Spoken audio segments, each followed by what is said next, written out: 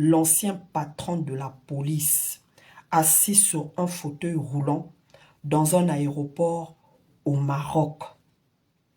Cette image nous rappelle tout simplement à quel point le pouvoir est éphémère.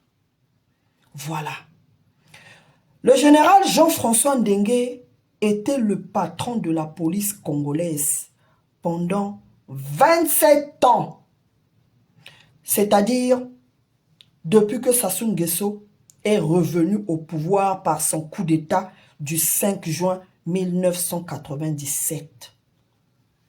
Le général Jean-François Ndenge a régné.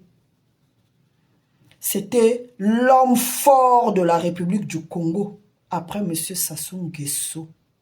Yoko tele maliboso na okoloba nini. Aujourd'hui, on comprend mieux pourquoi le pouvoir est devenu une drogue pour tous les membres du clan Sassou Nguesso. Tant qu'ils règnent, tant qu'ils sont en poste, ils se croient tous intouchables, invincibles, éternels, au-dessus de tout. Une fois à la retraite, on voit leur masque tomber, on voit leur fragilité apparaître parce que pour eux, exister signifie qu'il faut régner coûte que coûte.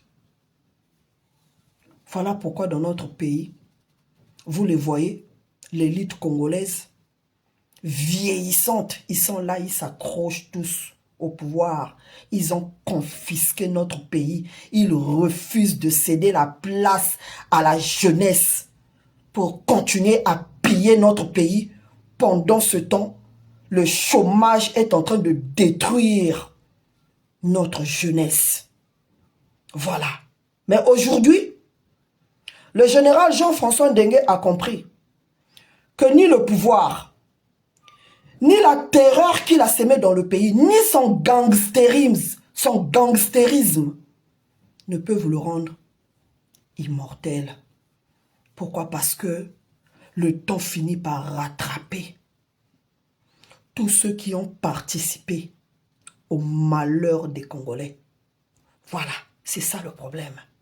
En tout cas, moi je me moque de personne. Chacun répond de ses actes. Voilà. Donc vous comprenez qu'aujourd'hui, que Jean-François Ndenge, c'est contre sa volonté qu'il est parti à la retraite. Il y a à peine 2 ans qu'il a pris sa retraite. Et je me rappelle toujours que le jour qu'il a fait la passation de service avec le nouveau patron de la police, son écurie ainsi que ses proches ont organisé une rencontre et il était là chez lui. Et il y a un de ses cousins qui parlait, qui a tenu un discours pour l'encourager. C'est là que tu comprenais que ça faisait mal. Mais nous ignorons toujours les causes de son départ précoce à la retraite. Parce que, vous le voyez tous là, dans le régime Sassou. Ils ont tous plus de 65 ans. Alors qu'on a 60% de notre jeunesse qui a moins de 30 ans et au chômage. Ils ne veulent pas céder la place à la relève. Voilà. La vie est pleine de surprises.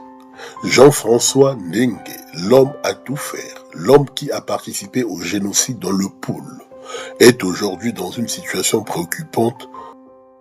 Une photo largement partagée sur les médias sociaux montre le criminel et proche du dictateur Denis Sassou Nguesso en chaise roulante.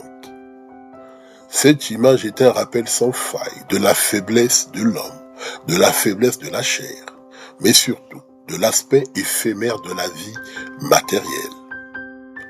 Denis Sassou Nguesso, qui a versé du sang humain pour un soi-disant pouvoir, devrait tirer réflexion de cette image. Je répète pour la 2e fois.